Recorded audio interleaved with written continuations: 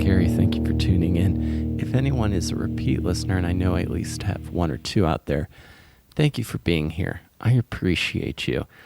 I hope that you're enjoying what I'm doing here. If anyone else is discovering this for the first time, or again, if anyone is enjoying the show and wants other people to know about it, please feel free to subscribe on iTunes, rate, comment. All of that stuff is really, really helpful, and I would appreciate it. Before I get started today, if you've listened regularly, you may have heard a beeping sound on some of the interviews I'm doing. That is something I am aware of, and it has been driving me crazy. As you might have imagined, I record this podcast in my studio apartment in New York City, and for the past couple of times I've had people in here, there has been a freak beeping sound that comes through on some of the interviews. Been able to do some stuff with it, but I haven't been able to eliminate it completely. So I've eventually got it tracked down to radio interference, because my guest on the show today is comedian Coree Spencer, and I actually went to Coree's house to conduct this interview, and I didn't notice the beeping sound. So I must have been, for the past couple of days, looked like an insane person walking around my apartment with my recorder and with my microphones, trying to find areas of my apartment and my room where this beeping sound did not occur. So right now I'm right by the door, and I've got it narrowed down to the area of my room where it occurs the most is the corner where the air conditioner is. Now, I don't know if air conditioners emit radio waves, so if anyone knows that, let me know, because this has been driving me nuts, because I want to put out a good show that people are going to enjoy and listen to. And there's a certain character to podcasts in New York, but this beeping sound is not it. So I'm working on it. I'm not, see, there it is. God, I must sound like an insane person, just like, do you hear it? It's coming for us. Now, as I inch further and further to the front door of my room. So we'll see how I'm able to control that over the next few episodes. See, there it is. I'm gonna fix that. God, I must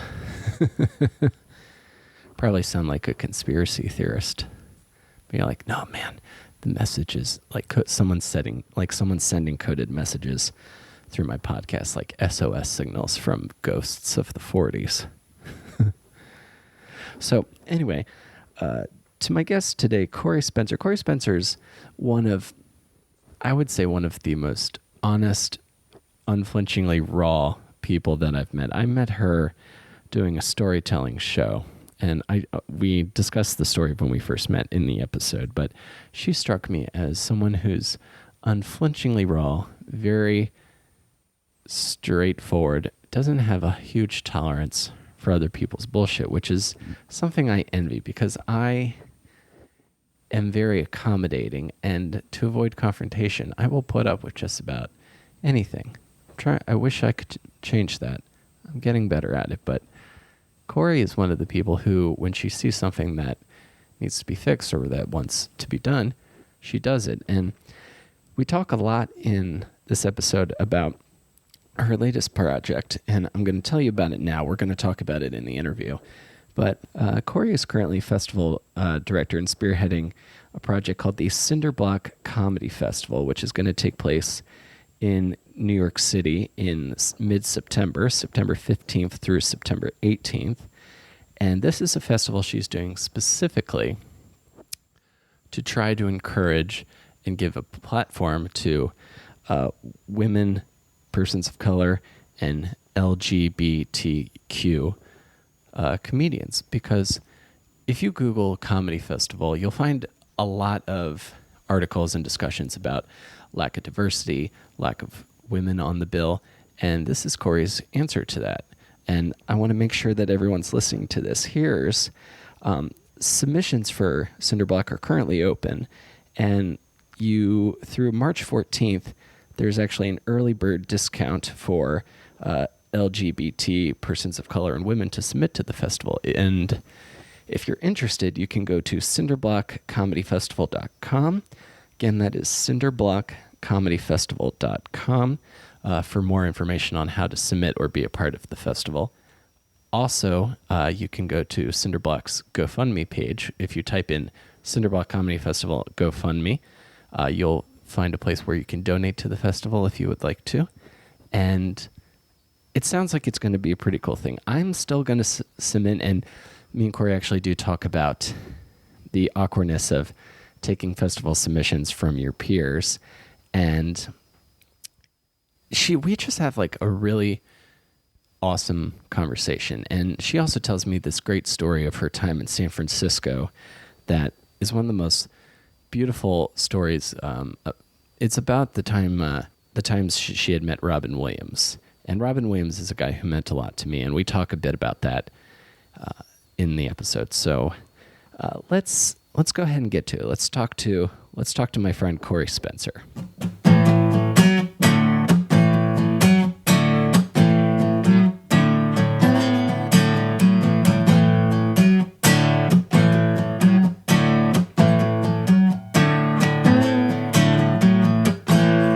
God. But I was getting on festivals then, so I was like, what the fuck? Like, book me! Right. And now I don't even apply for festivals, so I don't even know if I would get in if I even tried.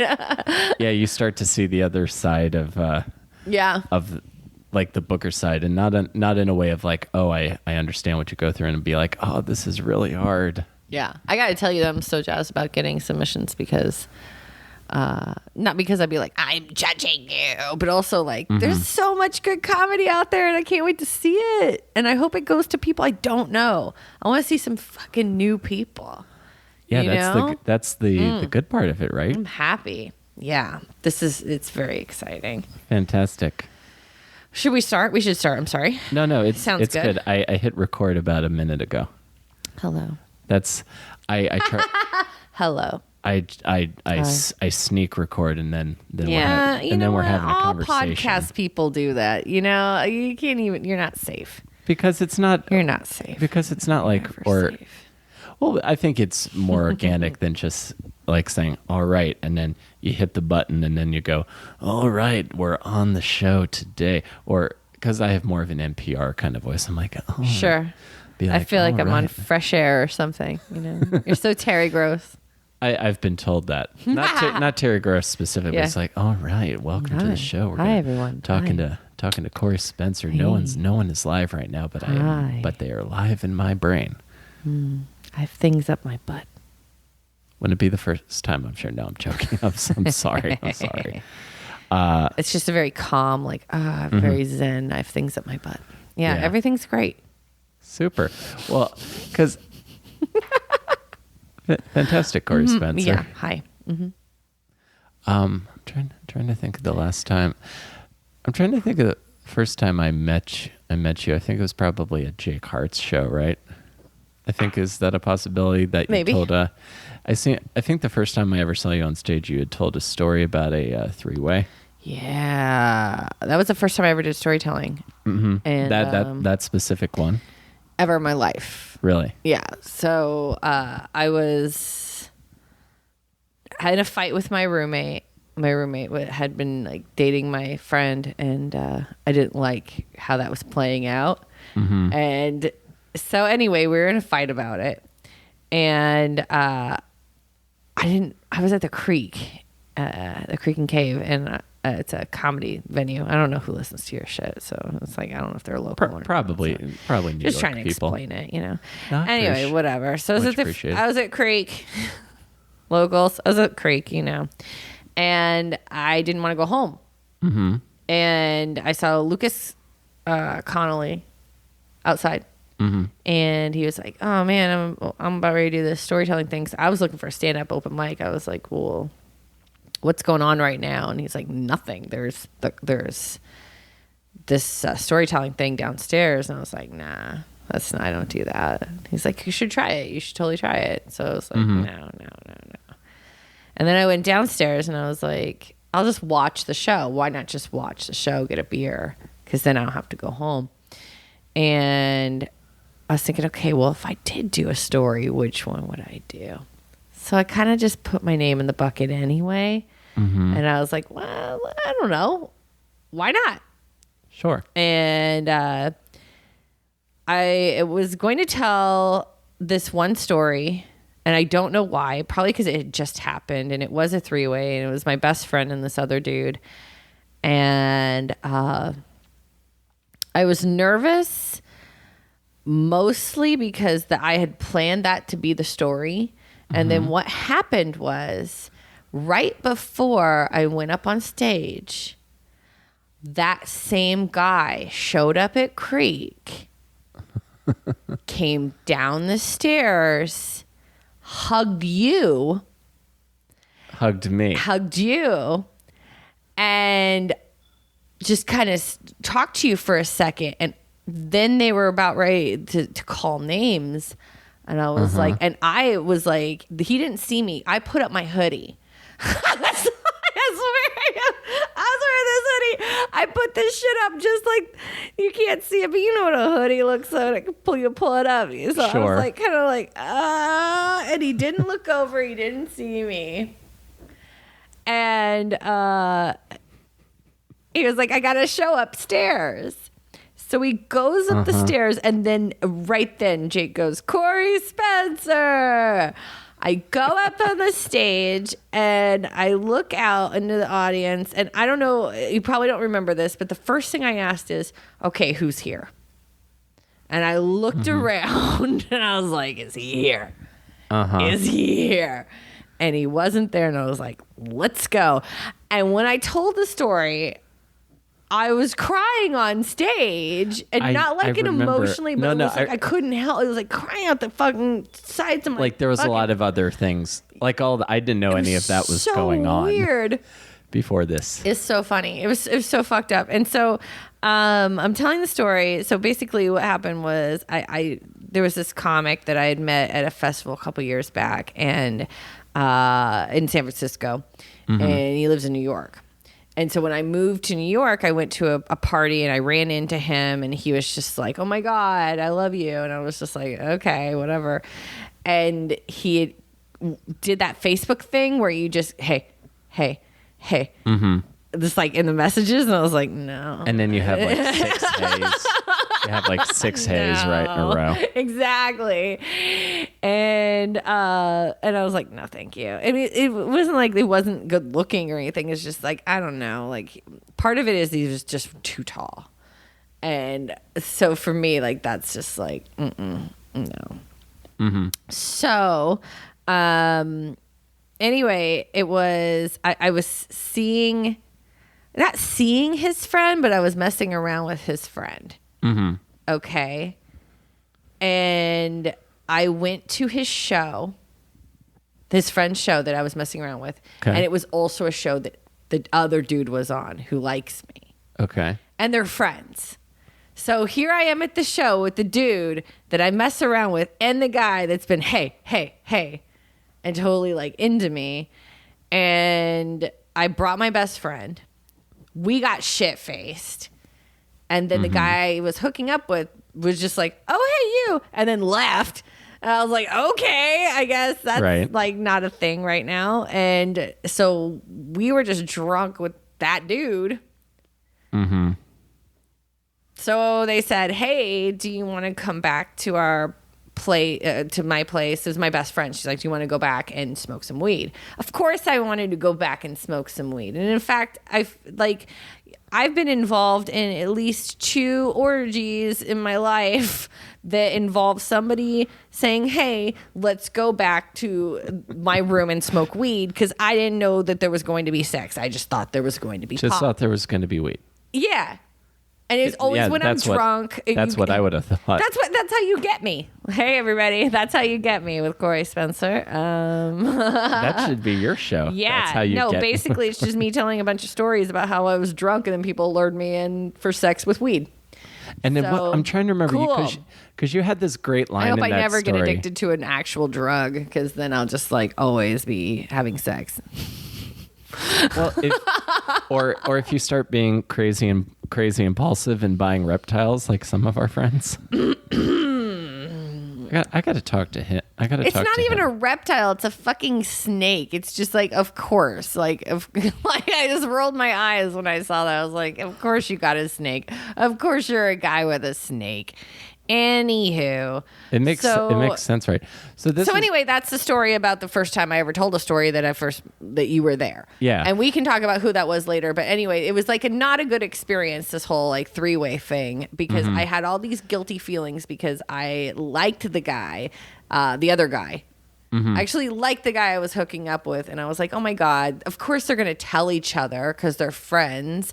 And then they're not going to want to, the guy actually wouldn't want to date me because he'd find out I was in a 3-way with my friend and his friend. It was, or maybe that, who knows, a 4th thing. I don't know. Maybe we could have worked something out and I just didn't know.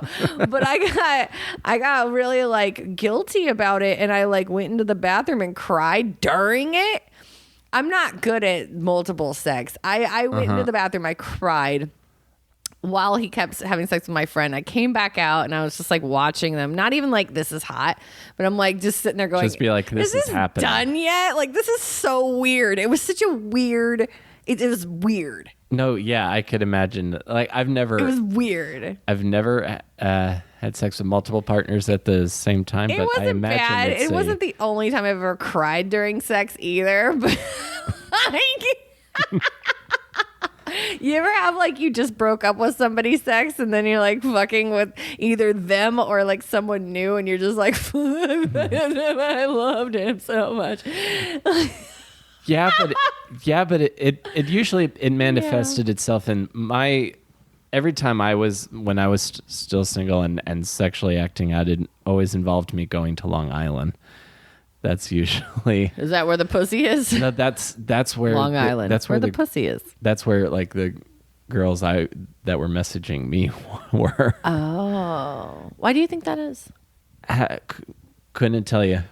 Could be my pleasant suburban. Yeah, you do demeanor. have that kind of hey everybody, it's me. I'm not harmful or anything like that. See, I never got you're super tall, and so and in comparison to me too, I'm 5'3". Mm-hmm. And okay. I'm 6'7" for purposes. Okay, ridiculous. The guy that I turned down on accounts of being too tall. Yeah. 6'4". And I know a lot of women are are you fucking stupid? That's what I want. I don't want that. I'm 5'3". What the fuck am I going to do with someone 6'4"? That's ridiculous. That's just excess person. No offense. Your girlfriend's tall. It works. You guys work together. You know what I mean? Yeah. Structurally, you guys make sense as a couple. It makes sense. And then you look at me and my boyfriend structurally, I think we make sense as a couple. Yeah. You know, there's we're a certain gap of top of your head to top of their head that makes sense. You know Khalees Hawkins? Yeah. So her boyfriend, Reed, he's even taller than she is, and he looks like a fucking Ken doll. And together, they make sense because they're this gorgeous, gross, fucking nightmare of peoples. They're just they're perfect utopian human being. It's disgusting. Yeah, they're just the genetic. Yeah, they're genetically that's perfect. The genetic superiority. I puke all over them. They're so cute. I mean, you can't want to puke that much now, I mean, maybe that's what we do. We look for somebody that's kind of similar to us, you know. I actually think that that's a theory. Like we look for similar features in a partner that are in ourselves. Now, obviously, that's not the case across the board. No. I But could you've see seen that. it, like old married couples, and you're just kind of like, ew, you people look alike. Like, ew, are you brother and sister? Like, when I got Sure. married, like, because I used to be married, and then like You were married? Yeah. When was that? And And then we'll go back because I eventually want to get back to San Francisco. But I got married When in were the you year married? 2000. I remember it. We split up in 2008, and I think it was no, it was Thanksgiving weekend, and we had been together for a total of 10 years at that point. But we were together for Okay. we were married for like, I think it was like 9.5 when it all was said and done. How old were you during this time? Like, is this your 20s? my full 20s. Your full 20s. 20 to 30. We were together Okay. 20 to 30. That's right there. Yeah. So when we sent our engagement pictures out, we both had dyed our hair blonde, and it was the identical shade of blonde, and we both looked like it would look gross. We looked like children of the corn, you know, and we just looked related. And people are like, what the fuck? And then like that wasn't even our natural hair color. It looked like we just got it out of the same brassy, bottle of hair. It's like dye. the thing you It's just said. awful. You look for. Yeah. To you. I was like, oh, I look for somebody that has shitty hair, like me. Okay. All right. So you're with this guy, and then you're married to him, and this is in. So for most of the 2000s. Yeah. No. We split up like 7 years ago, 8 years ago, something like that.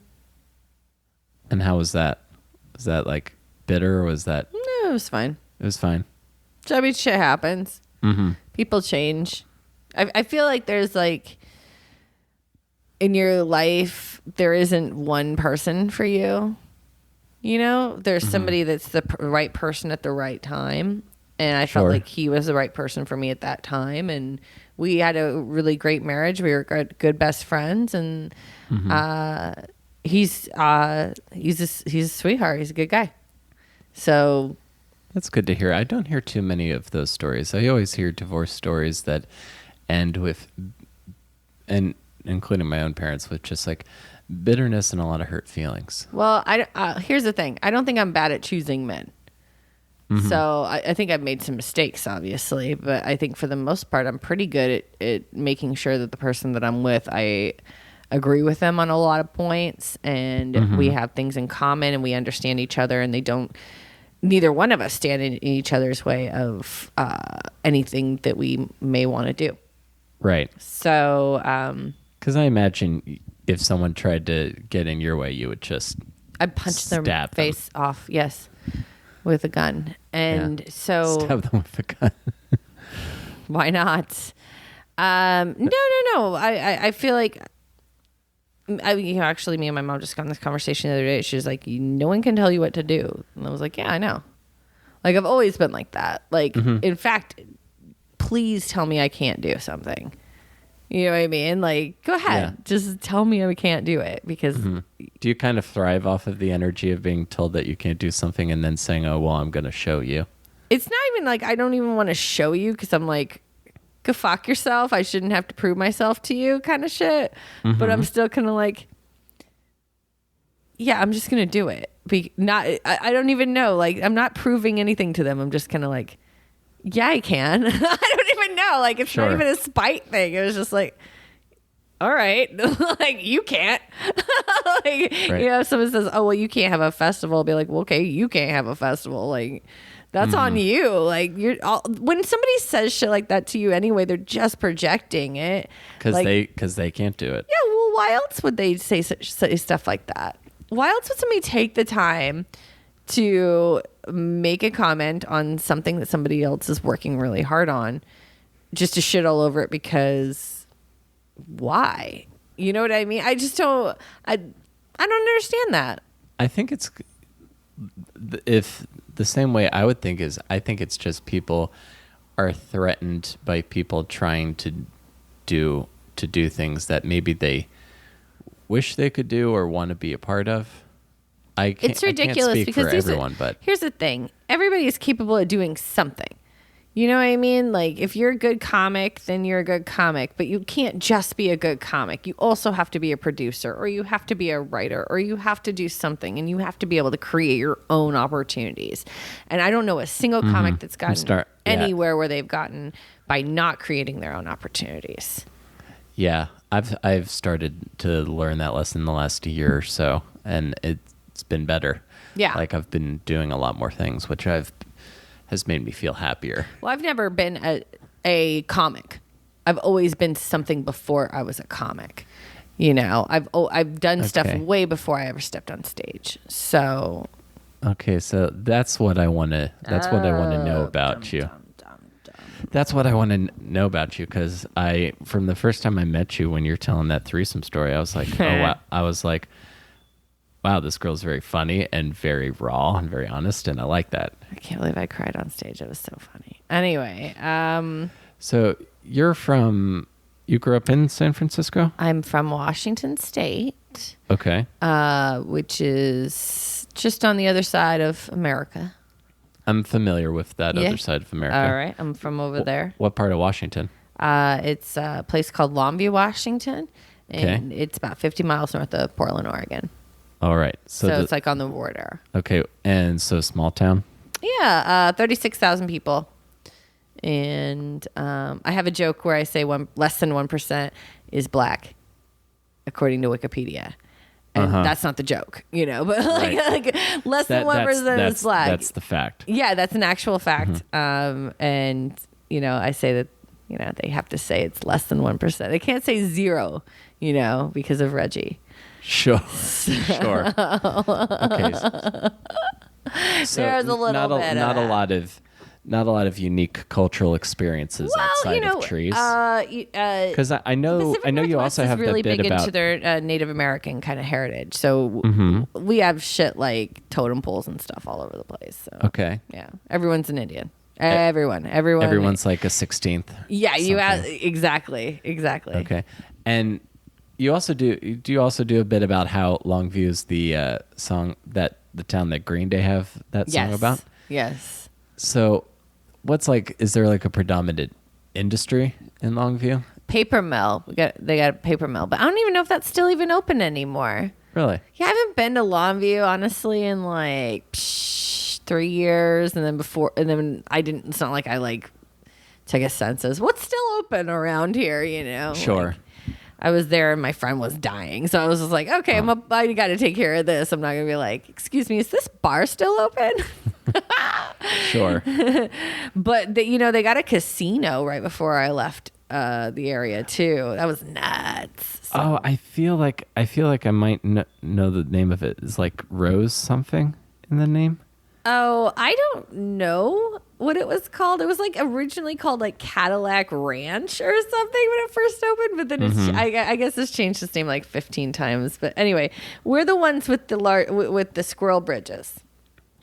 What are the squirrel bridges? We have the most narrowest bridge in the world, and it is for squirrels.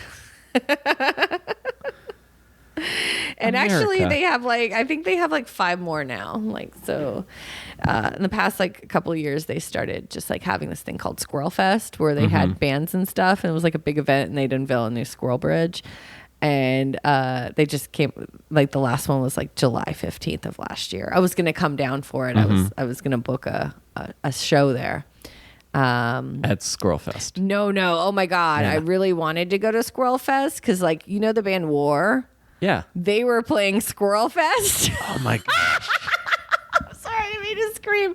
Oh my God. Okay. But seriously, they were playing Squirrel Fest. And I got offered. It's probably a good gig, Squirrel Fest. Yeah, dude. Everybody's there. I got booked to do an hour at this. I don't know who that is. So, I'm sorry, somebody's buzzing. But I'm not expecting anybody. Oh no, so. it's okay. It's okay. Go right ahead. Okay, sorry. Anyway, I got booked to do an hour at another venue nearby, and the venue was going to pay me money, but I was going to be opposite of Squirrel Fest. Mm-hmm. And I was like, I can't. like, I don't know if I can go up against Squirrel Fest. You know, Right. I wasn't. That's going to be the big draw. Yeah, that's the draw. And then it was crazy because my mom was going out of town during that, you know, and she was like, you cannot come into town. I haven't been into town for so long. And she's like, oh my God, you can't come home and have me not there, because she was leaving and going to Alaska, and she never leaves her town. And the one time she's like, I'm going on a cruise to Alaska to see my friend, and that happened to be the same weekend. So it all kind of was this clusterfuck, and I was just like, I'm sorry, I can't do the show, you know. Squirrel Fest, double booked. Hashtag Squirrel Fest. So I didn't do anything. It was great. Okay. Nothing happened that day. I love. Great I love story. I'm a good your storyteller. town. I love your town already. Yeah, it's a good town. What did your folks do? My mother was, I don't know how to describe it. You know what a construction worker is? You know what a millwright is? Not really. Look it up. They do other stuff. There's millwrights like building buildings or something like that. Anyway, my mom was one of the very first millwrights ever. Oh, really? That was a female. Okay. So, and she did that for, I want to say it was like 5 or 6 years, and then she basically just got sexually harassed off the job. This is in like the 70s. No, this is when I was a kid. This was like in the like late 80s. Okay. So yeah, I mean, it wasn't that long ago. So she was like one of like one. one of one. Sure. And yeah, they were fucking brutal to her. So yeah, eventually she was just like, I can't do this anymore. And then what'd she do after that? She was a housewife for a while. And yeah, my mom's had a lot of different jobs. I don't know. One time she was a supervisor for disabled adults, like mentally disabled adults, and they would go and clean like City Hall. Okay. So those would be like, it'd be like to give, you know, developmentally disabled people jobs. Sure. But my mom was their supervisor, and so she would just take them to work. And so and so they would always be over at our house, and like my mom would make them dinner and stuff like that. And there was a lot of the people that she worked with, a lot of the thems were at my wedding actually too. And it was cute. Oh, that's sweet. There's a lot of good people there. So yeah, it's kind of nice. There's not a lot of diversity where I'm from, so it's nice to be around people that aren't like everybody else, and like maybe people who have a smile on their face all the fucking time for a change. No, nice. yeah, I agree. It's really nice. Yeah, when I worked at Target, there was a company that would help mentally challenged people get jobs, and they would work at Target, and they were just always nice, always with a smile. Well, my first wedding photo was taken by a mentally disabled adult, and it's pretty good. We didn't really have any like professional wedding pictures taken. So it was just very candid. I wonder if I still have that. Very candid, very low key. I'd be very interested to see that. Okay, so small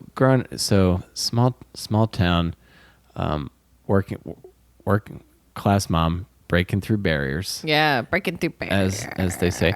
So, what kind of kid were you in high school? Were you like I was a bad student. I was a bully, and I was really depressed.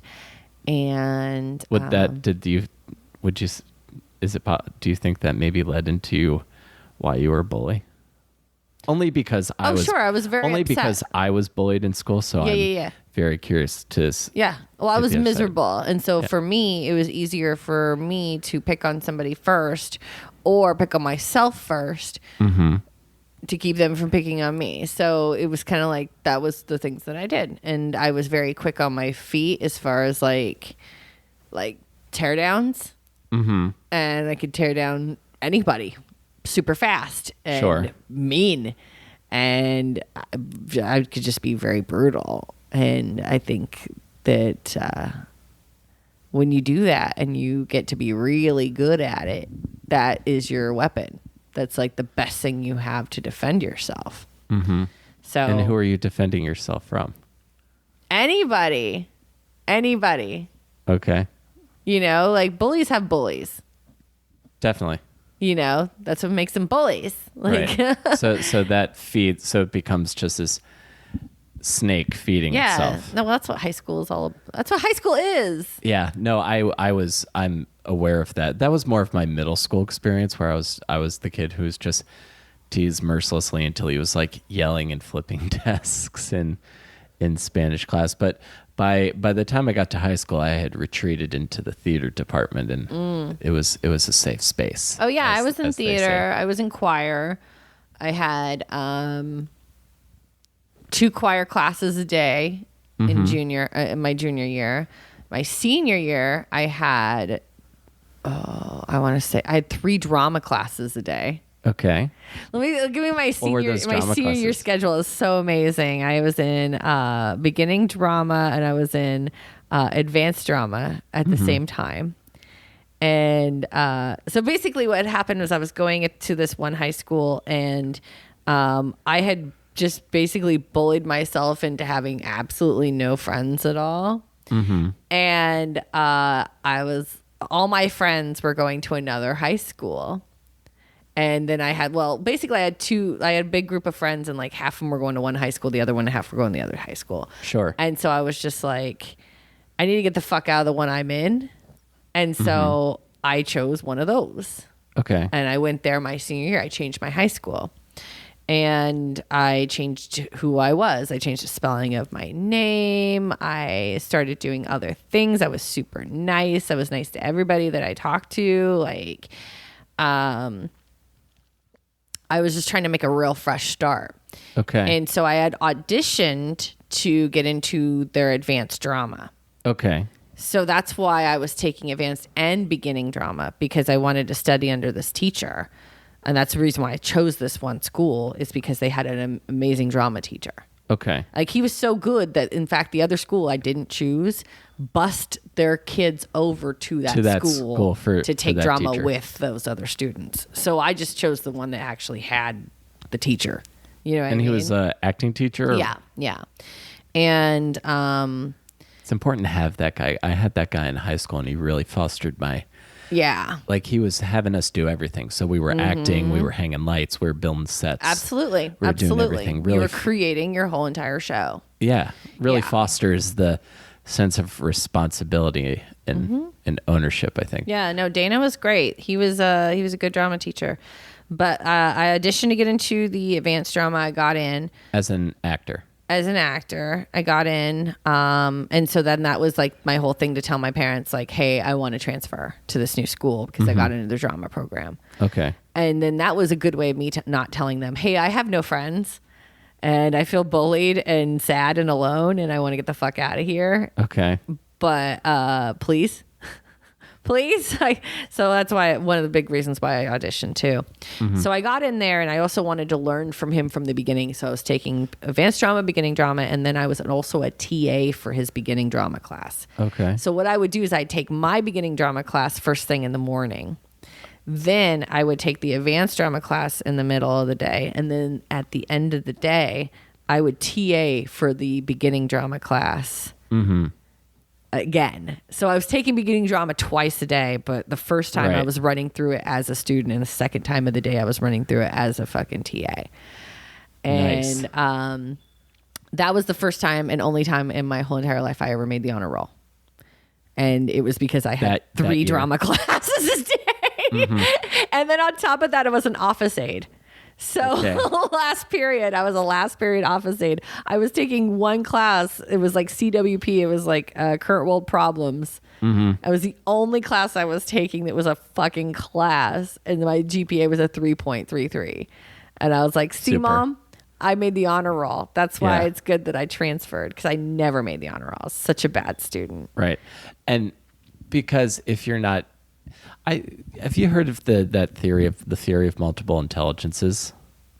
Oh, what? Like you Like- can't teach a fish how to climb a fucking tree kind of Well, shit? just like this idea that people, if a student is not excelling in one particular field, it doesn't mean that they're like They're not an idiot. that they're not an idiot. Mm-hmm. They're just, because I would give minimal effort at things that I didn't like, but at things I really liked, Yep. I was going to give all 110%. Yeah. Well, what I noticed is, and I knew this even as a kid, is if I didn't like the teacher, nope, And it's just like, I'm going to be a bad student. not trying for you. I don't try for them. No.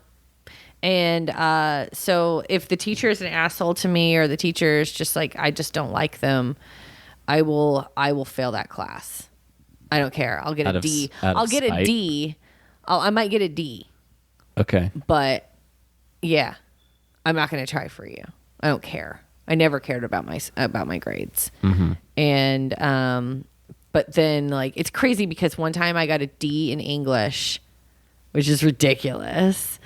And because I was like writing all the time, I was like always writing short stories and stuff, and I know English, damn it, Right. And so what happened was I got a D one semester, and the next semester I was under a teacher I really liked. I got an A, and my mom was like, "What the fuck is that? How do you go from a D to an A?" Like it's the same school year, different teacher, you know, and I'm like, I like Mrs. Wood or whatever her name was, Okay. like I like Mrs. Williamson, like she's cool, like she gets me. She like the teachers that would let me write stories were the teachers that always passed me. Right.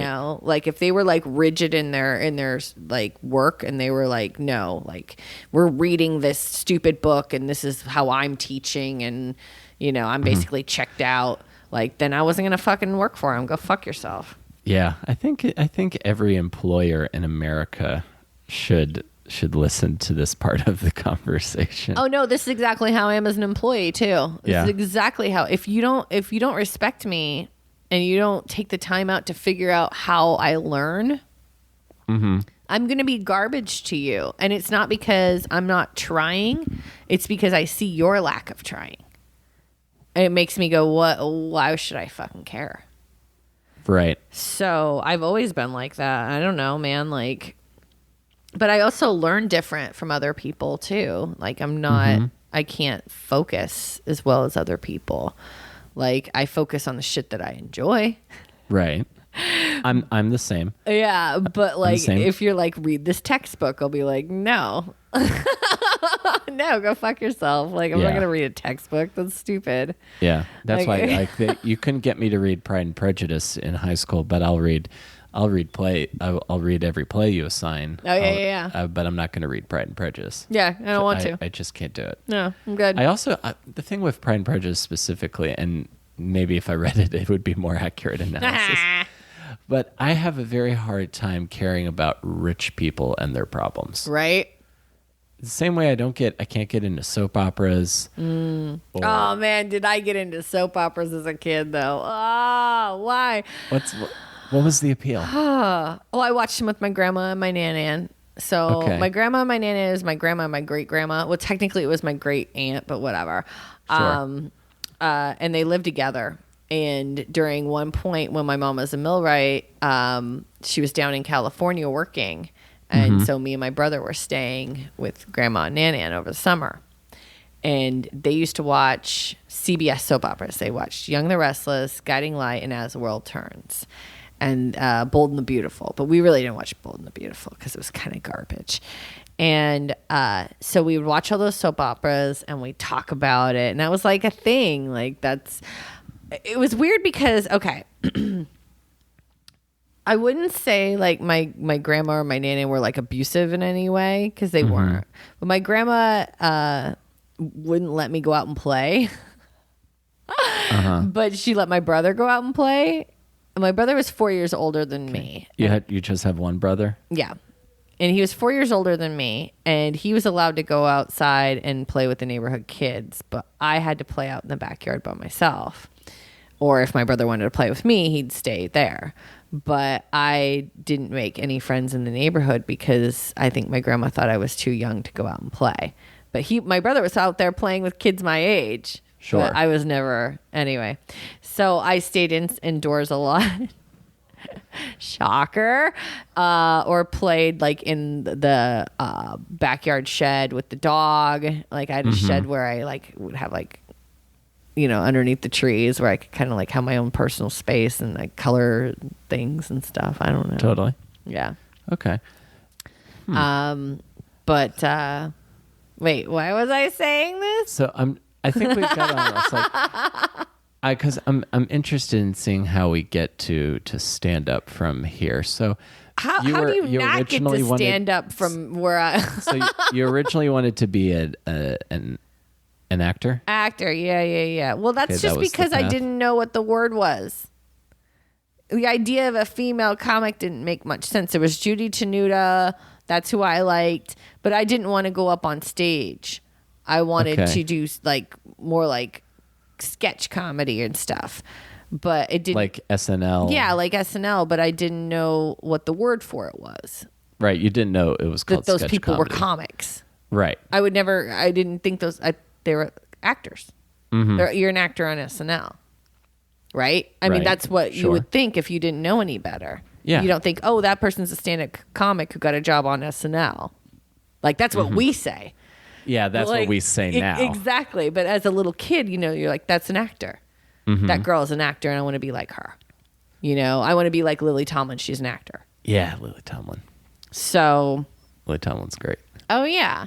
So that's kind of like, I would do like commercials in the bathroom, which is ridiculous because I still do them. I do commercials for the cat. Now I'll be like, Milford, full of fur. Like that's like. Like you're trying to sell them. Da-da-da, Milford, full of fur. And that's a commercial for my cat. Working on brand Milford. Yeah, no, I'm always branding something. So I still do it. But I used to do... I remember specifically, do you remember the More You Know commercials? I do. The More You Know. And it would be like during cartoons or something, like a famous person would like come up and they'd be like, hey, drugs kill your brain, stop that shit, the more you know. And so I would be in the bathroom as a kid looking in the mirror and I'd be rehearsing the More You Knows when I got famous because they were going to do those for me too. Like I was going to do one of those public service announcements. It's funny because a lot of people who do public service announcements are people who have like fucked up on drugs or something like that. So I was like, when I fuck up on drugs as a grown adult, this is the More You Know, it's just commercial. Like stark and depressing. I had high hopes for myself. Well, I don't remember what the PSAs I did them for. Like, I don't remember. But I do remember... you should do PSAs on stage and commercials for your cat. I do remember I was probably like 9 or 10. I had a PSA that I used to do in the mirror for cancer. I didn't even know anybody really who had cancer. Okay. And I would just be like, I remember I go, one day we will find a cure for cancer. I would say that in the mirror to no one. Just practicing for a commercial I wasn't even in. I'm fine, everyone. I understand you one day, so much more we now. will find a cure for cancer. We're calling it right now, folks. Oh my God. I'm fine. I am all there. Don't call my mom. I don't know her. I don't have her phone number. Okay, so all right, so you love Okay, so you love SNL and you enjoy sketch. Yeah. And you're going to school for acting. No, so after I'm going school, to high school for acting. You're going to high school for acting. What happens after high school? Well, I didn't graduate, so that was part of it. And I wound up getting my GED in 1998, which was 2 years after I was supposed to graduate. And it didn't change my life at all because I was already telling employers I had graduated because like they don't check. gives a shit. Okay. But I went and got it just to get it. You know, because you got to go get it. You got to go get your GED. You know, come on, finish. Oh yeah, I hear you. So I went to the last day. I just didn't pass.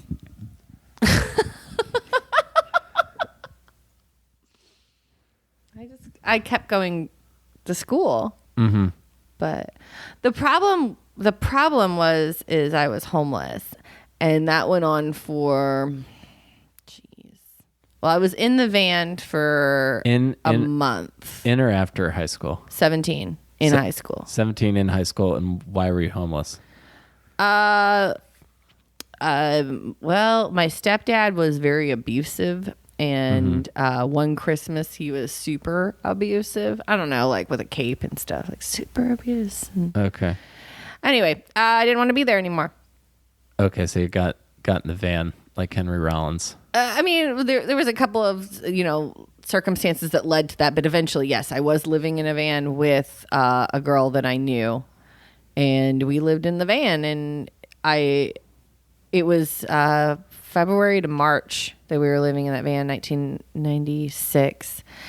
And we were living in the parking lot of a Top Foods, which is a 24-hour grocery store. Okay. And it was a brand new grocery store, so it was like really nice. So they had lights in the parking lot, so we felt safe there. Okay. Yeah, that's a good sign. Yeah, so we just slept there, and there were a lot of times where I just didn't really make it to school. So I didn't pass. Gotcha. Shit happens. Totally, And especially when you're dealing with when you can't go home. Sure. And then after that, I started working in the mall at Claire's, and then I started working at Wendy's, and just kind of getting by. Yeah, I mean, I had some pretty good 18-year-old jobs, I would say. I was working at those two jobs. I worked at Claire's for a couple of years and moved on. I was a mall rat for a long time. I was a store manager for a lot. Like I was a manager at GNC. Like I could see you being a cool store manager. Yeah, I was a pretty cool store manager. I managed. I'd work hard for you. Yeah, I was all right. My boss. I managed 2 different GNCs. One in Longview and the other one in Seattle. And then was middle management at Claire's, like a part-time key holder kind of thing. Sure. And then I became a store manager of Camelot Music and store manager of the Body Shop for 3.5 years. And I just did a lot of mall work. Okay. And around that time, I started doing sketch comedy. And this is in Washington? Yeah, this is in Washington. This is about 2000, 2001 kind of. We were doing, my husband was in improv kind of thing. It wasn't really improv. It was like this sketch group where they kind of just like dicked around and did improv games. Okay. And then we filmed a couple of things. And that was a sketch.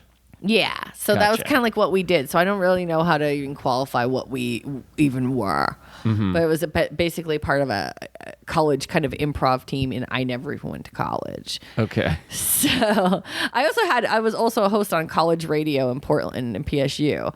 So like I had the college experience. I just didn't go. I went to parties and I just don't have student loans.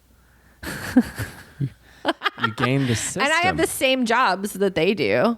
Yeah, because I imagine like what you were telling me earlier, you have to.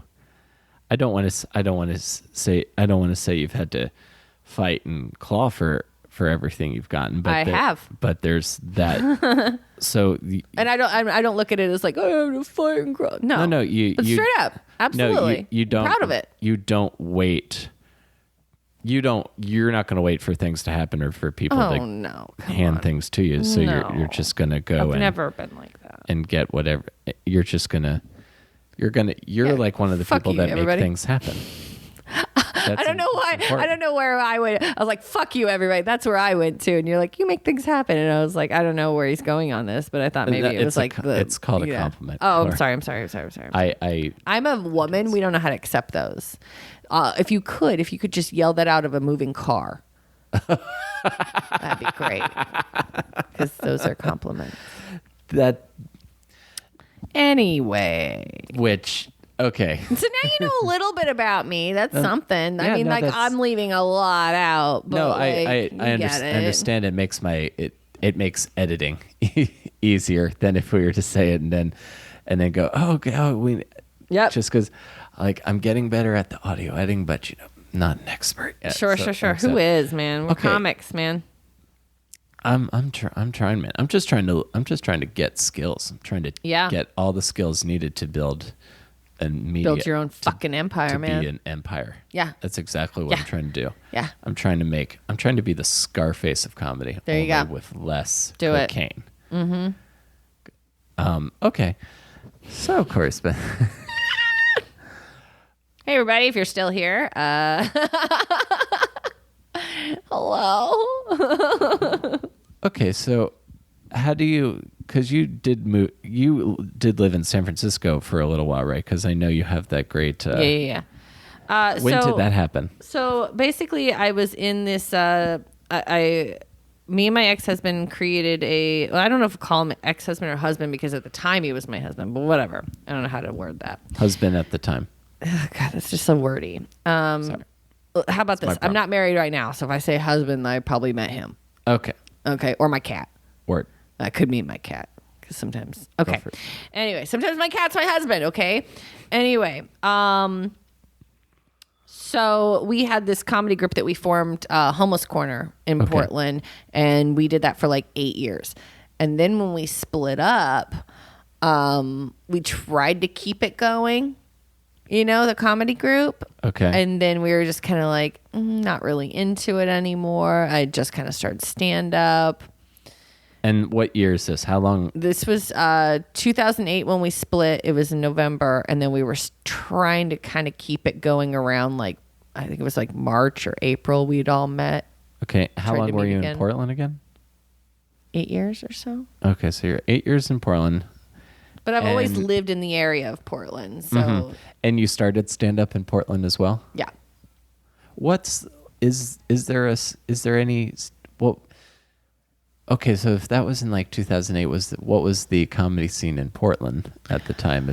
Well, here's the thing. By the time I left, so we split up in November, and then I decided with my girlfriends that we were going to move to New York. Mm-hmm. In June. I remember it was right after Michael Jackson died. And we were all like, let's move to Brooklyn together and let's do comedy there. And so this was my two best friends at the time. And I was like, well, fuck, I got nothing else here. Why don't I just do it? But the whole thing is we were all going to move in with our families first, save up money, and then go to New York. And so one of the girls went to DC where her family lives. The other one went where her mom lives in Texas. I went to my brother's house, which is in the Bay Area.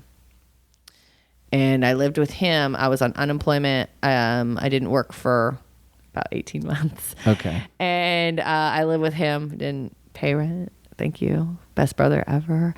I lived with him for 2 years and his girlfriend, who later became his wife. And then I actually moved into the city myself and started paying rent and being a respectable human being. So I was in San Francisco for just over 3 years in their comedy scene. And but see, the thing about it is before I moved to San Francisco, I'd probably been on stage maybe like 5 times. Okay. So to me, so you weren't. So you had. I know some people in the Portland community, but they don't really know me. Okay. So you really started stand up in earnest in San Francisco. Yeah. Okay, and that's where you met Steve Pearl. Oh yeah. Because I remember we talked about this. I did a dog rescue benefit show or whatever. Sounds like a very San Francisco thing to happen. Yeah, and as I was getting off the stage, I ran into Stephen Pearl, And he was like, oh my God, you were really funny. And I was like, holy shit, I just heard you're Mark Maron. You're WTF, because he was in the first season. Yeah, I remember it. And this was a while ago. So this is probably like 2009. Yeah. 2010 or something like that when I met him. Anyway, and I was just like, oh my God, yeah, you're Stephen Pearl. And he was like, yeah, oh my God. So we became Facebook friends. We became weed smoking friends. Cool. And he is part of that whole old school crew. Right, like him, Robin Williams. They were best friends. And what's it called? Bobcat Goldthwait. And Margaret Cho. Mark Maron. All those people who did stand up in San Francisco, they were like all the part Holy of that City crew. Zoo. The Holy City Zoo, exactly. And Steven was just like, okay, well, hey, I think you're great. I'm gonna put you on all my shows. So basically, whenever somebody would book Steven would take me along with them.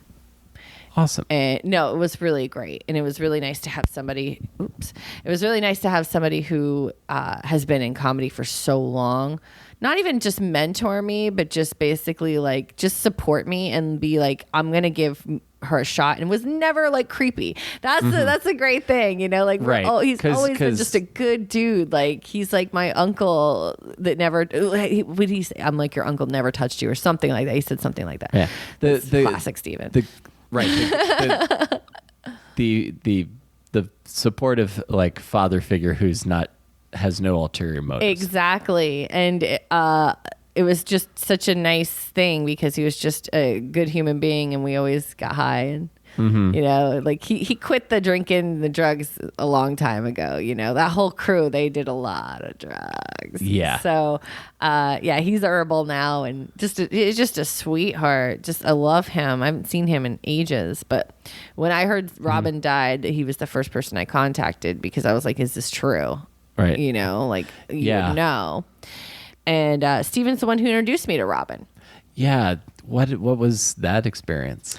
Okay, so we were filming this pilot for one of the guys who created Workaholics, and his name is Connor Pritchard, and you can always see him at the end of credits where it's like created by or whatever.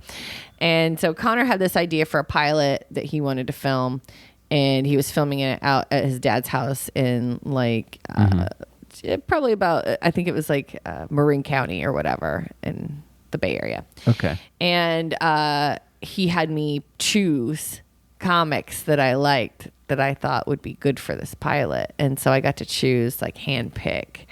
It was pretty great. Nice. And I was like, this person deserves this. You know, like these people are funny. So I got a crew together and we recorded this pilot, and Robin shows up. And so while some of us were waiting to go and record, we were outside on the back patio where the pool was, and we were all getting drunk and just having a good time. And Robin just came to visit. He couldn't be part of the pilot. We couldn't afford him. Right. You know, but he just came just to say hi and check it out. And his Connor's dad is Michael Pritchard, who also was one of those comics started along from with that them. scene. Yeah. Okay. And he's since gone on and he's become like a motivational speaker, and he doesn't really do comedy anymore, but he does speaking engagements. He speaks, yeah. Okay, yeah. But he's very well respected. And so anyway, Robin shows up, and I was just way too drunk to see Robin Williams, and just overwhelmed. Like you're staring at him, and you're like, you can't even believe he's there. You can't even believe he's actually a human being in front of you. Right. It's nuts. And so Robin had this bet that I was going to fall into the pool. And I was like, absolutely not. I'm not going to fall in the pool. They're like, yeah, she's going to fall in the pool by the end of the night. I did not fall into the pool by the end of the night. But what he did ask me was, where do the kids do stand up right now? And I was like, awesome. Okay, well, and I didn't even know this. Okay. At the time, I didn't even know what the Holy City Zoo was. I'd heard of it. I didn't know where it was because it's not around anymore. Right. But the place that I suggested was a place called Dirty Tricks. I was like, a lot of my friends go to Dirty Tricks on like Tuesdays or Wednesdays. I forget the night. And he was like, oh, okay. And Steven goes, that's the old Holy City Zoo. Wow. And Robin was like, well, then I need to go. So And do you know if he did? he did. Oh, awesome. He showed up the next week. I was there, and he walked right up to me, gave me a hug in front of everybody. Everybody saw. I know, because I turned around. Did everybody see this? And he was like, hey, thanks a lot for suggesting this. This is so cool. And so Steven was there with us too. And I remember we went up. It was Steven, and then me, and then Robin. And then immediately after that, we all three went outside. And they were all like, oh, my God, I can't believe we just did it. I can't believe it was like old times. It was like old times. And it was like really cute to watch them like kind of like freak out on the street. Because they were just like, I can't believe we just did that, man. Oh, God, it was so beautiful. I'm like crying right now. Oh, that's awesome. And that's such a great I love That's such a beautiful story. It was a good moment. It's just like they got the band back together. Yeah. And it was crazy because, see, that was right before I moved. That was right before I moved to New York. So it had to be like 2012. Okay. And then later on that year, the first show that I went to was the Knitting Factory when I first moved to New York. Hannibal's show? Yeah. So I went to Knitting Factory because Hannibal said he'd put me up. And I was like, great. That's my first show in New York. That's amazing. Let's do this. Awesome. And I show up, and Dimitri Martin shows up. I love him. He's the reason I do comedy. Okay. Oh, really? Yeah. Yeah, he's amazing. And then Robin shows up. And he does the same thing, comes right up to me, hugs me. And nobody knows me in New York yet. So I'm like looking around to see who no one knows me, you know? Right. And so I was just like, oh my God, I can't believe like this is going on, you know? Mm-hmm. And I go, oh, Coree Spencer. Yeah, I don't know he ever knew my name. He never said my name. He was always just like, oh, hey, you know, I mean, so whatever. I don't care. It doesn't matter. He always recognized me, and he knows I'm Steven's friend, you know? And the thing about Robin, though, that I want to say is when he performed that night at Dirty Tricks, the Holy City Zoo, when he performed that night and we all went outside, that wasn't the end of his night. Like, he sat around and he talked to all the young comics. And that's the most popular mic that they have in San Francisco, at least at that time. Okay. Like, they'd have like 35 people up there. And their scene isn't nearly as big as ours is, duh. Sure. But it's still pretty big. But 35 people, man. And he'd stay and talk to every single one of them. And if he saw their set, he'd talk to them about their set. Just a nice dude. Just like, he was very like motivational and like very like, hey man, keep going. Like, I like that joke about the blah, blah, blah. And that's great. You wouldn't expect that, from anyone. Yeah, it's like for me at least. I imagine for a lot of people our age, Robin Williams has just been like a ubiquitous part of a lot of our entertainment. Yeah. So that would almost be like Santa Claus saying, "Hey, you're doing great." Yeah, yeah. And when he died, I definitely took that way worse than when my stepdad died. Because my stepdad was a monster, right? But you know, like that was way more emotional to me because Robin was more important to me. Mm-hmm. No, yeah, I remember being incredibly emotional the night he died. I had one interaction with Robin Williams. It was just for a second, but I'll remember it forever. I saw him in a play on Broadway, The Bengal Tiger at the Baghdad Zoo, with my friend Janice. Okay, and just like any other geek, I'm standing outside the stage door after.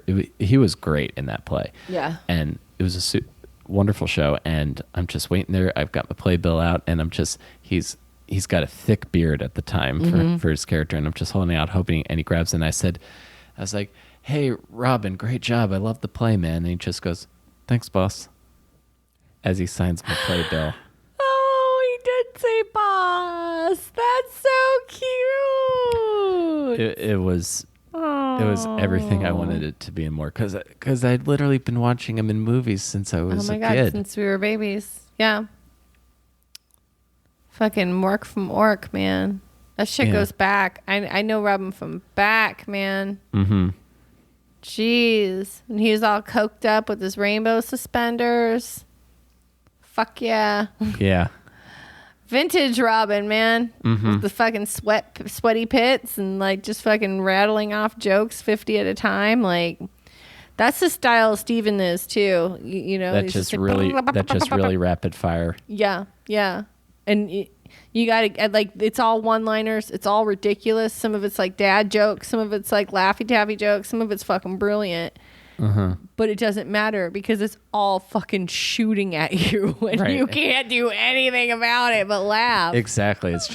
It's like a boxer just pummeling you with jokes, and you just have to just sit there and you can't fight back. You just have to like wait for it to be done. Yeah, no, I don't want to quote Steven because I'll fuck it up, but basically he says something like, you know, if you don't like it, I got 50 more in the next minute, you know, like I'm gonna keep going. That's my mentality too. Keep them short, keep them going with my stand up. Keep their heads ringing. That is a quote from Robin Williams. That's pretty. No, it's not. It's not. Well, again, with the boxing analogy.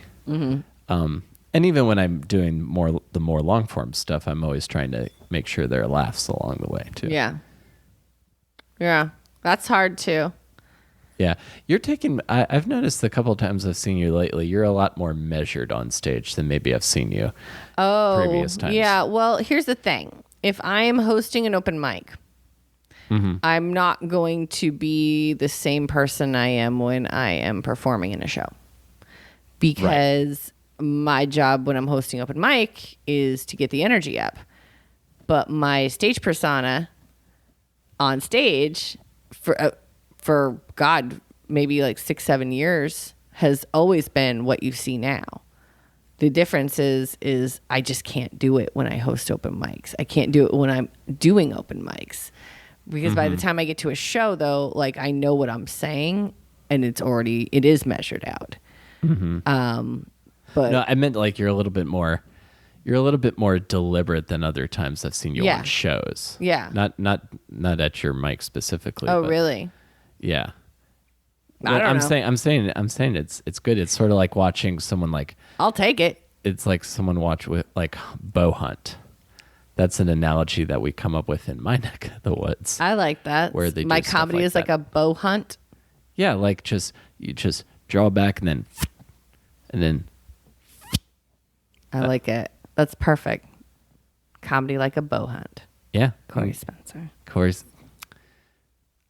I'm telling you, I make commercials up all the time. If you use that for your first album, just mention me. Yeah. So cool. So there's a little bit about me. Yeah. It's nuts. It's nuts, but it's all I find it all very fascinating and interesting. Let me ask you a couple more things, and then okay. I'll get out here. So I want to talk to you about the festival that you're doing. Oh my God! Yay! I'm doing comedy festival. Cinder Block Comedy Festival. Yes, Cinder Block Comedy Festival. Now, I'm very interested in, because I know that I kind of know your opinions, and specifically about that. Who doesn't know my opinions? Well, you know the one. You remember the one joke I told you I thought of after Kevin's roast, Kevin Frolics's roast. Which one? I had said something to Ben. I made a joke about Ben Wasserman and about getting him a comedy class to get that type 5, and then you're like, you were like, that's mean. And then after the fact, I thought of I told you this once. I don't know if you'll remember. I should have said, "Oh, Coree Spencer loudly stating an opinion. What is this? My news feed?" Ha! That would have been great. So I just have to get a little bit better about being off the cuff. So what I want to ask you, because specifically about your festival, because and correct me if I'm wrong, you're making a very concentrated effort to get more women and more like people of color, and more LGBT, more, more variety. And you said that you've talked to a lot of festival directors. Yes. What are some of the things that you've learned from talking to other festival directors? I've learned that a lot of festivals do not get any sponsorship in their first year. So most of their money is going to come from submissions and donations. Okay. I've learned that the hardest thing is the venues. Okay. It was also said to me, but I am going through that right now, and I will tell you it is a shit show. Okay. I have a very specific idea of where the type of environment I would like it in. And we've booked a couple of venues. I'm not positive if those are the venues. I'll be completely honest. I want everything to be next to each other. I want everything to be accessible and walking. And part of that is because I have a heel spur right now and I don't want to walk anywhere. I don't like walking anywhere. No, but I do want everything to be close by. Okay. So that's really my goal right now. So people warned that of me. Another thing that people warned is most of your submissions are going to come from straight white dudes. So you're going to have to go out of your way to get people who aren't straight white dudes. And I wonder why is that, you think, that most of this... I don't have an answer for you on that. I think everyone's different and why they don't do things. I mean, I haven't submitted to festivals in over a year because I rewrote my entire act. So right. So you're in a... I wasn't ready. You're in a rebuilding. You were in a rebuilding stage. Okay. So they say a lot of... So you have to go out of your way to get people that aren't straight white dudes. And I feel like maybe I don't, and not to generalize, but I feel like a lot of dudes are more likely to apply for something before they're ready. And that sort of dumb male brain, go for it, I'm awesome attitude. I don't know if it's dumb or just like... I'll generalize. Just like they're just used to it. They just go for what they want, and a lot more like, I know at least with women, a lot of us are kind of like, well, things kind of have to be perfect. I can't just send a video with bad lighting. I can't send a video that you can't hear. Like, we're more likely to be like, they didn't laugh at that one joke. I don't know if I want to show that to anybody. Okay. We're more hesitant.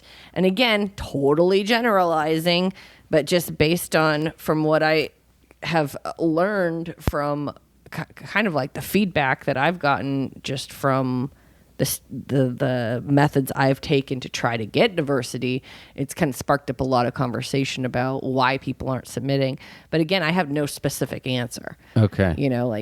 Everyone's fucking different, man. I hear you.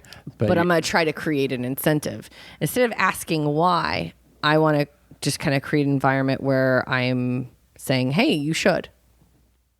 I want you to. I welcome your submission.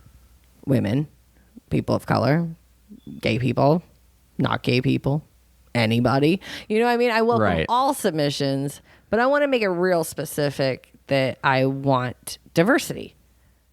I want somebody to the real goal here is that anybody could come to the show and see at least one person on my lineup that speaks to them, that can represent them in some sort of way. Like somebody that you're kind of like, you watch and you go, you know what, if that person can do it, why can't I do it? Not even just stand up, but just like talking, just like maybe asking for a fucking raise, maybe taking more initiative in their personal life to like make themselves happy. Like stand up can encourage people to do a lot of things that aren't just stand up, because people consider public speaking a very brave thing.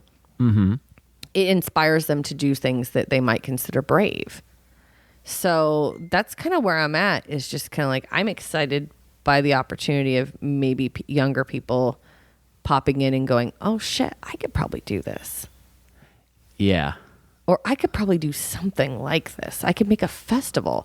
Like, listen, I got a GED. I'm making a festival. I don't know if it's going to be good, but I'm going to do my best. It's going to be awesome just because I'm making it.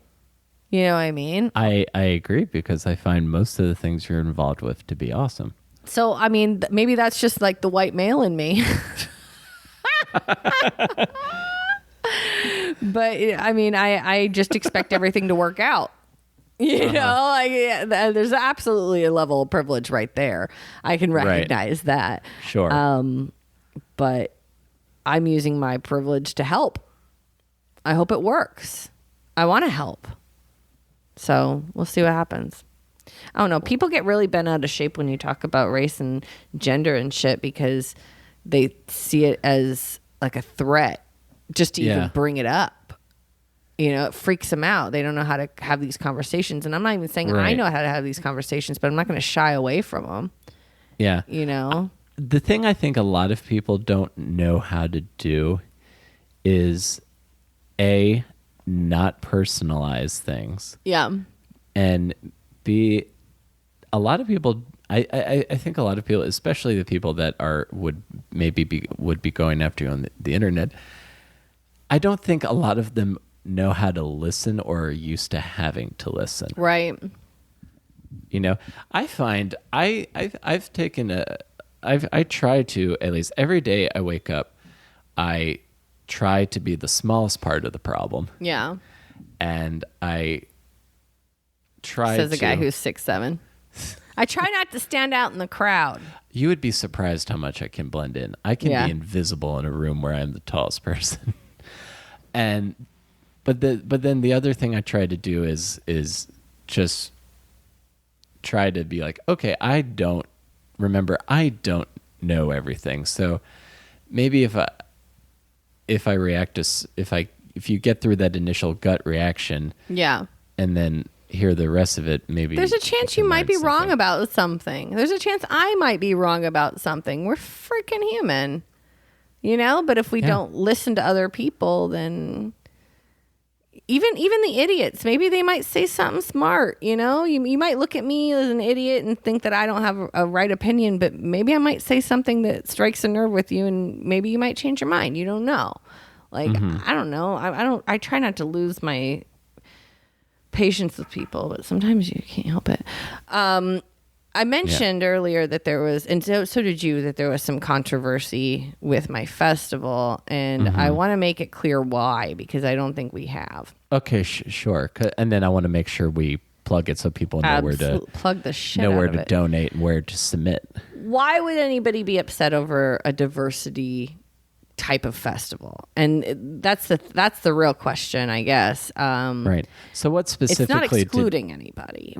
But right. So what were people specifically mad about? My attempts at making this a diverse festival and to attract people who are not straight white males. I have made an additional month of submissions available for early bird. And the early bird discount is 77 cents on the dollar. This early bird discount is open February 15th through March 14th, at a rate of $19.25. That goes on for a month. White straight males cannot apply during that month. Right. After that, submissions open up for everyone starting March 15th. It doesn't matter who you are. Okay? Okay. Submissions go up to $25. So I think the confusion was people thought that there was a separate pricing. But what it is I'm only making the early bird discount available to certain people. Right. So and the total difference is how much? It's like $5.25, something like that. Does that sound right? $5.75. It's $5.75. Yeah. So like $6. People. Yeah, it's just under $6 is the dollar difference for submission. $25 is the standard rate for a lot of festivals. I know there's some even charging like $40 for like comedy. Yeah, I think submissions. like 40 to 50 is standard. Yeah, that's craisins. I would make a whole lot more money if I did that. But again, I'm not making any money. Right. You know, Right. I know where your heart is on this. It's not in making money. I'm not making anything. I'm hoping to be able to pay the people that are helping me. God, I hope. But yeah, I mean, we do have to buy supplies and stuff like that. But I can't imagine asking $50 of people. I get why you would. I definitely get why you would. Anyway, our submission's $25, but Our submissions are open for 2 months. Yeah. And that's a long time to get your shit together. So we're trying to give everyone an opportunity to get their stuff in. We're also offering submissions for shows. Okay. So if you have like an improv team or you have a book show that you already do, okay, like a theme kind of show, like for example, a show I would love to have, hint, hint, is Dudes Being Dudes Being Dudes, which is a show where women and gay men do drag, man drag, do like bro drag, okay, basically, and it's one of the most funnest shows. Is that a word? I don't care. Funnest shows I've ever done in New York. It just had or at all. It was a fantastic show. Or just kind of like theme shows like that, podcasts, things. Okay. Anything really. If it's comedy, it's comedy. So we're taking individual submissions for like storytellers and stand-ups. We're taking show submissions if you have a show. Both of those are going to be $25 or $19.25 with a discount. All right. But then I'm also offering a $10 flat rate if you want to submit a comedy sketch. And you don't have to be in New York for that at all. I'm showing sketches, film sketches, just like where I came from too. Okay. So that'll be fun. Yeah. Awesome. It'll be a good festival. But yeah, some people saw the $19.25 rate and saw just a discriminatory thing against white straight males. And I see what they're saying, but they're wrong. Yeah. Because you can't discriminate against somebody that's in power. And then also to kind of parallel that one Patton Oswalt joke, what invoked the wrath of the wizard? $5. Seriously, like you're really upset over that, $5.75. Like if you really don't see why I would do something like that, then you might not be right for the festival.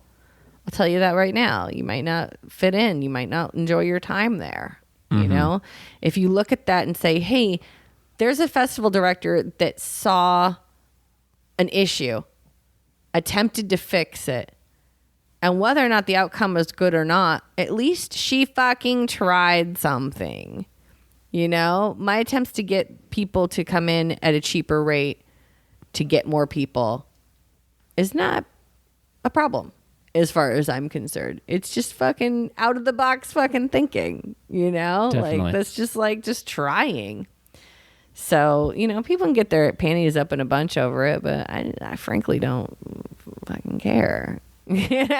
Don't submit if you don't like it, It really is that, but it really is that easy. So, real quick before we get out, if people want to donate or want to submit, where do they go? Oh, sure. We have a GoFundMe. It's gofundme.com/cinderblock. You can go to cinderblockcomedyfestival.com, and submissions are open February 15th until April 15th. For April 15th is when they close completely. And we're on Twitter, we're on Tumblr, we're on Instagram. We have a Facebook fan page. We're on Periscope. We're fucking kicking some ass. We're gonna Periscope some shows. Killer. Like, I mean, you don't even understand. Like, I've done some research. I can see you have. I'm gonna have to. It's gonna be fun. It's gonna be fucking fun. Awesome. Well, I'll submit when I'm able to. We'll see if things get in. If not, I'll probably come to. Well, we're also accepting volunteers too. So we're gonna have some slots open for people helping out. So, and that'll also be on the website when it launches on the 15th. So if you want to volunteer, it'd be great. Awesome. I didn't mean you, but no. Yeah. You can volunteer. No, but anyone can volunteer if you want to. Cool. Yeah. Anyway, cool. Awesome. Yay! It was good talking to you. Thanks Corey. for having me. Appreciate it.